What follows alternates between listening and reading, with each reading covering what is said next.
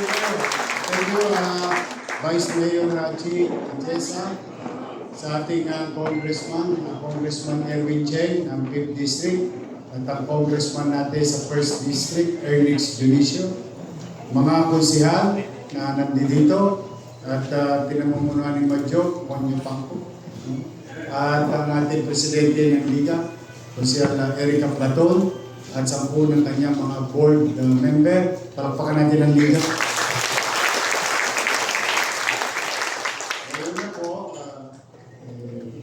Sa totoo naman, bilang ako sa inyo, sa 896 barangay, ay proud ako sa inyo.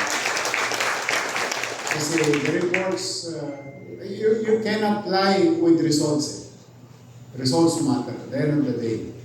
No? Nung kayo, actually kami ni Cesar Chavez yun. Sabi ko, sir, nangandugyot ulit ang Maynila, sasaglit lang tayo. Marami tayong babawiin na kalsada upang maging maliwalas. Plus wala pa tayong pera. Ano ba ang tingin mo kung pakikiusapan ko yung mga barangay na makiisa sa paglilinis ng kanya-kanyang iskinita, kalsada, kabinida, at boulevard. Kasi yung mga barangay, iskinita lang ang sako. May mga barangay, yung buong boulevard, sakop niya. Sabi ko, medyo mabigat. Sabi niya, pwede naman. Kaya ako proud sa inyo lahat. Kasi every Saturday, it became a habit kasama ang inyong mga kagawad, secretary, SK, EXO, Tano, na tumugon sa aming panawagan. Kaya on behalf of the people of Manila, maraming salamat sa inyo lahat sa barangay. Kami naman ni Director Laris Bormeo, may hinanda kami para sa inyo, sa mga tumugon sa paglilinis natin, lingguhang paglilinis. Alam niyo, kung minsan-minsan, sa umpisa, nakaka-10 kilo ba, 15 kilo ang basura. Pero kalaw na, parang pa isa-1 kilo na lang. Pagka ang problema natin, gumagaan yung mga unnecessary structure o mga basura-basura sa ating barangay, ibig sabihin, bumubuti at nagiging maliwalas ang yung nasasakupang barangay. Alam niyo, Maynila, luma. Sa ibang pagkakataon, sa ibang uri ng pananaw, masyadong luma ang Maynila. Pero that kind of old and rustic Manila has a lot of story to that and history behind. Yun naman ang advantage natin. They may have all the modern buildings in this world, but there is no soul on it. Unlike in Manila, konting kembot mo lang, paglingon mo, bahay ni ganito yan. O isang magaling na tao, isang takilang tao. Itong kanin ito ay very particular sa isang industriya. There is so many stories about Manila. So that's why the least thing that we can give to our people is maging maaliwalas at panatag ang pamumuhay. Masaya na akong ganyan ng Maynila at unti-unti naman, because we've been liberalizing some rules under this administration with regard to inviting investors, whether banyaga or domestic. Welcome lagi sila sa Manila. In the same manner, I don't allow abuse, lalo na sa banyaga. Ibig sabihin, welcome sila maghanap buhay dito, pero kailangan itrato nilang Pilipino, yung kapwa natin Pilipino, at bilang tao. Hindi naman po pwede na dahil kung sila welcome na welcome, mga abuso na sila. They have to do what Pilipino, kung ano yung nakatagpulian natin, pagkalang at pagmamahal sa kapwa, respeto sa ating mga mangyayari. But, having said that, magkikita-kita naman tayo sa 24, ilalahad namin sa inyo. Saan na nga ba napunta yung effort nyo? Yung effort natin lahat. Yung effort ng mga konsehal nito. Saan na napunta? Anong tinunguhan? Ayun naman ay bagay na obligasyon kung iulat sa taong bayan sa June 24 sa araw ng Maynila. Kumain na ba kayo? Pag-alala, lilipas din yan. Imbitado po kayo sa piyesta ng Maynila. Ito ang araw ng Maynila na ito, ipararamdam natin na ang araw ng pagkakatatag ng pamahalaan lungsod ng Maynila, ang mangingibabaw at ang magse-celebrate, hindi na lang opisyal ng Maynila. Kung hindi, mamamayan ng lungsod ng Maynila na mag-request. So we will bring back those culture and customs that nakakagalia na natin, ang minana natin at palalawakan natin. So we're gonna report, at the same time we're gonna celebrate. And we're gonna plan among each other. Saan naman tutungo ang Maynila.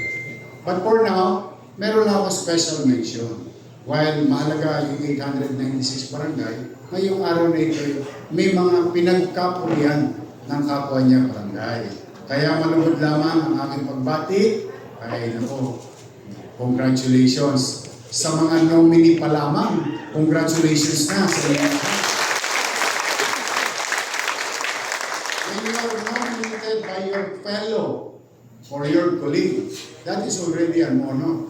Because despite you have different geographical obligation, ay may paggalang at pagrespeto at pagkilala sa kasipagan ninyo. Kaya kayo ninominate siguro ng kapwa nyo barangay official. So for that alone, congratulations. Kayo naman mananalo, ay sobrang congratulations. Sa anim na mananalo, anim tayo, na through the effort of the Liga ng Barangay. Yung anim, huwag kayo mag-alala, hindi kayo mawawalan. Hindi rin kayo magkakaroon. Tahan ng pinakamasay. O hindi, basta may special na kasi.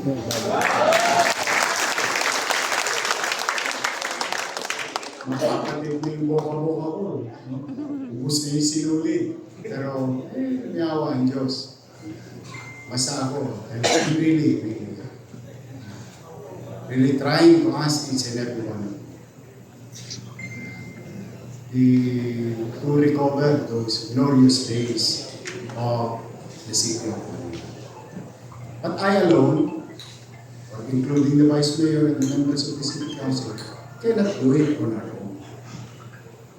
Maybe, but it will take time. But, it would be better if everyone is cooperating, if everyone is participating, if everyone is doing their duties, obligations, and responsibilities for our community in synchrony. Kasi common, lagi tayo may common. We may have different political point of views, but we have commonality, which is to be observed. Nakita niyo naman, tingnan niyo sa apat na sulok ng bulwark dito. Saan nakarating ang ating siyudad? Nakita niyo. Nagsimula talaga tayo. Hanggang sa Kalaunan, tinapon tayo ng pagsulok. Kaya maganda ang tema. At malalaman niyo na rin siguro in coming days, ang tema ng selebrasyon ng ating lungsod. At yung tema na yun ay napapagay kung ano ang kinakaharap at kakaharapin natin sa mga susunod na araw. But for the meantime, this is a special day for our winners. We give due recognition and much respect. And I hope sa mananalo ay maging inspirasyon kayo ng kapwa ninyo barangay official. Tularan nawa kayo, mabasa kayo ng ulan nang dumami pa kayo ng mga mabubuting barangay. Our organization as barangay is not perfect. The same thing with the city government. Wala talagang perfectong organisasyon. Sometimes, may mga tolongges pa rin tayong mga kasama. Sometimes, nangiibabaw yung kanilang mga personal interest. That's normal. But then, paulit-ulit ko sasabihin, results matter. Sabihin, wala na mananalo sa iyo sa diskurso kapag nakita ang prueba. Yun ang importanteng ilalagay ninyo lagi sa puso at isipan. Results matter. Mahirap minsan, makamit ang isang bagay, pero once na nakamit mo, na siya namang ikinabubuti ng tao, mababaliwala yung mga tolongges. Hindi yan papansinin ng tao. Dahil ang papansinin ng tao ay bagay na ginawa mo makabubuti para sa kanya at pamayanan. Kaya tayo naman, pumanatan kayo, ako bilang inyong mayor, magbubuti. Pamisa-misa, tatapa, nauunto. Pero I will not stop. I will not stop finding ways. Parang video lang yan. We find ways. Diba? E kalayo pa, baka magulat kayo sa sofa. You'll be surprised. And I was surprised. I already have the data of the results. Pag kinakwento ko kay Chief, kahit si Chief na, nagulula. Pwede pa lang. Kaya pa lang ma-resolve. So we're on that way. Pero bilang ganti, mukhang bagay itong ano na to? Mukhang bagay itong panahon na to. Kakatodas yun lang na isang daang kulig ni PBBM, no? Natodas yun na? Yari na. Kaya ako naman naniniwala na ginamit ninyo yun para sa inyong mga barang-barang. Tama na. And the President, gusto ko nga palang share sa inyo kasi it is your credit, not mine. Ako lang naman tulay. Gusto ko ibigay yung credit sa inyo. Tuwan-tuwa si Presidente sa inyo. Alam niyo bakit? Mabilis daw kayong kumilos. Kasi nagulat siya, 4,000 plus. Kaya tinatanong niya ako, pare, sino ba itong mga guest natin? Di ba yung mga scholar? Sabi ko lahat yan, binigyan mo ng scholarship. Ha? Natapos siya kagad yung 4,000. Oo, kagad lahat yan. Puentas claras. May tumanggi pa ng chairman eh. Bilig daw ako sa chairman eh, wala raw siyang scholar. Ibig sabihin, mayaman siguro yung barangay na yun. Pero, the point is, walang iskinita, walang kalye, walang barangay na hindi nakinabang sa isang bagay na ginawa ng Presidente. Kaya kami, sabi ko, basta ipadala mo ng padala dito, totolasin namin lagi yun. Mabilis kami tumilo sa Maynila. Bakit naman hindi? TY. Ang gastos na lang natin, laway. Hanapin mo na lang, di ba? Tapos, gagastusin mo na lang, ayon doon sa naitala. May gabay naman, buti ko wala. Kaya I'm very proud of him because he's very happy after that event. Sabi niya nga, actually, sabi mo sa mga barangay captain, chairman, yung barangay captain sa probinsya yun. Dito sa Maynila, chairman ng tao na. O sige, sabihin mo sa kanila, salamat. Nagpapasalamat sa inyo si Presidente. Sa akin nakakita siya na nagbigay siya para nagpapasalamat. So, yung ibig sabihin, ulitin ko, results matter. Binigyan tayo ng tasking, nag-deliver tayo. At ito sa lahat, tayo bang nakinabang? Mamamayan natin. Mga nanay, tatay, estudyante. So, having said that, siyempre wala na yun. Tunaw na. Ay sayang naman. Araw ng Maynila ngayon. Baka sabihin nyo, walang-wala tayo.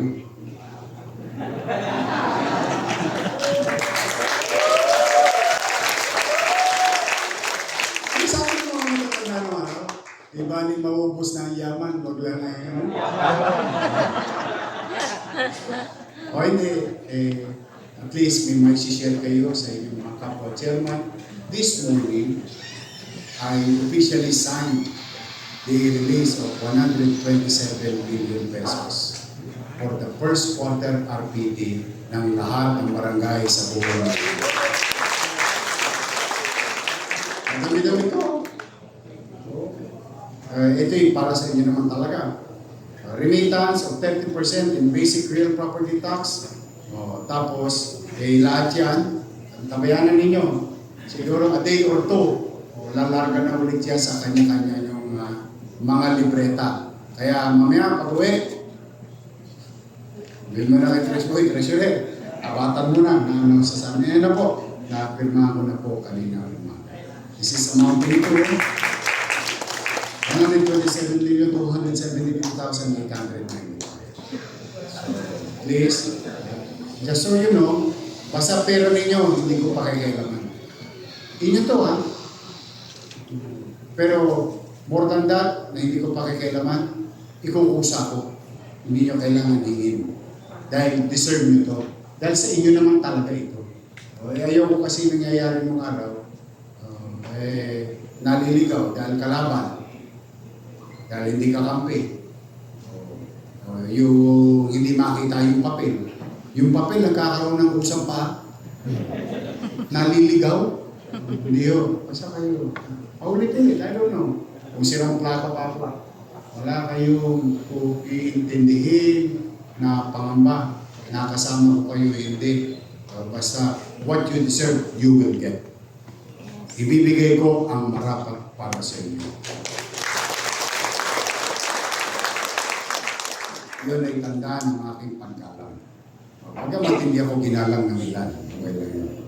But okay lang yun, that's life. Ang importante, gusto kong patunayan namin yung sinasabi namin. Bati-bati tayo lang. Wala kayo po problemahin sa akin. Kung meron pang hindi nakakamubon, Diyos ko, ewan ko. Alam mo, masarap ang palaya sa diabetes. Na, let's just move on. Nakita niyo nangyayari. Tingnan niyo nangyayari sa ibang bahagi ng gobyerno. Ba nag-away? Marami bang natenga? Dami. Nagkabirya ba? Nagkabirya. These are the things that kapag ka nagkakahiwa-hiwalay tayo, nagkakahati-hati tayo, napeperwisyo ang tao. Dito sa Maynila, manatag kayo. Hindi ako makikisabi. Kung kanino namang partido. Ano na yan? Partido na. Kanya-kanya. Basta ang partido ko, 2 milyong Manileño.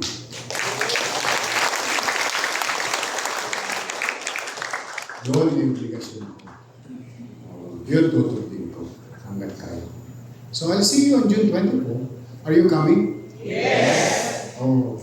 Kanya-kanya na tayo pero hindi naman kayo masaya talaga. Naghahanda kami para sa kakaibang celebration ng araw namin. Kaya piyesta. Gusto kong maramdaman natin yung bata tayo, masaya yung araw ng Maynila. Matipid, hindi magarbo, pero pipilitin natin memorable sa mga Tagalog-Luzon. So for now, congratulations. Palapakan natin ang ating liga.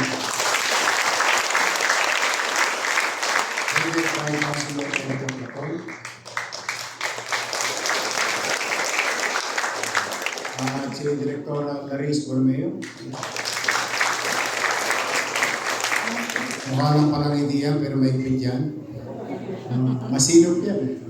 Ang ganda nung ginawa niya, mayroon kami gagawin sa saka kay Doc Mercado, special mention lang kay Doc Mercado.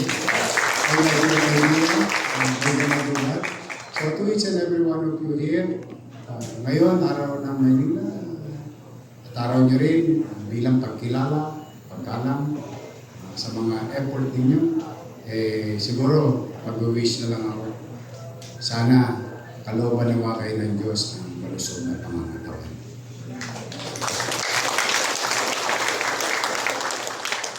Dahil maraming pang panahon na kayo maglilingkod sa inyong barangayan.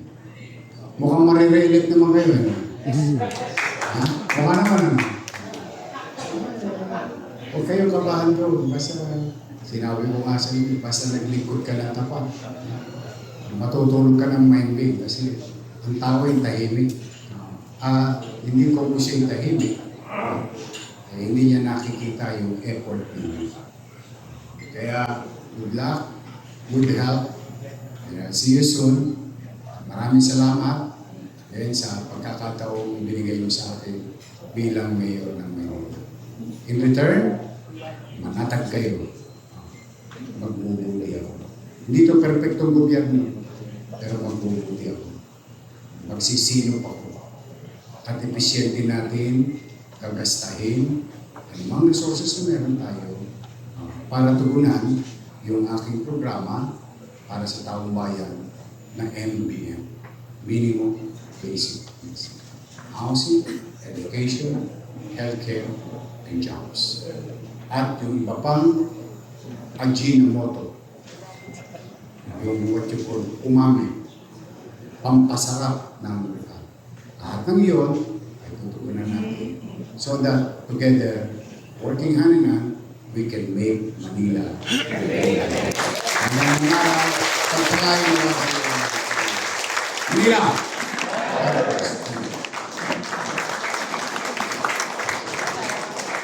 The awarding of the most outstanding barangay. This prestigious recognition honors barangays that have demonstrated exceptional leadership, effective governance, outstanding public service, and a strong commitment to the welfare and development of their communities. More than an award, it is a testament to the dedication, hard work, and collective efforts of barangay officials and residents in building safer, stronger, and more progressive communities. As we recognize this year's outstanding achievers, let us also celebrate the spirit of service and excellence that continues to inspire all barangays toward greater accomplishments.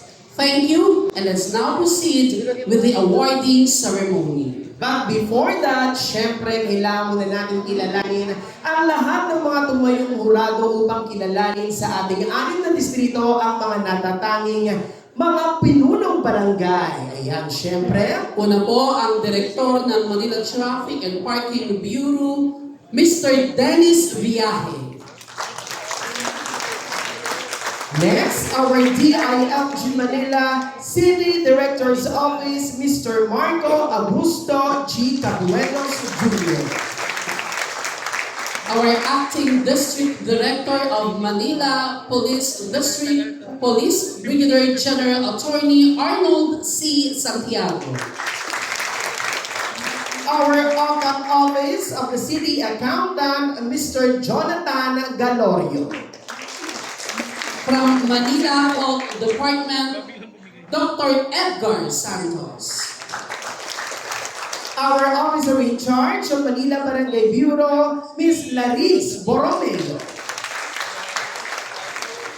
Officer in charge of the Department of Environment and Public Services, Mr. Kenneth Amorao. Congratulations, our most outstanding barangay chairman of District 1, got 311 total score. Congratulations.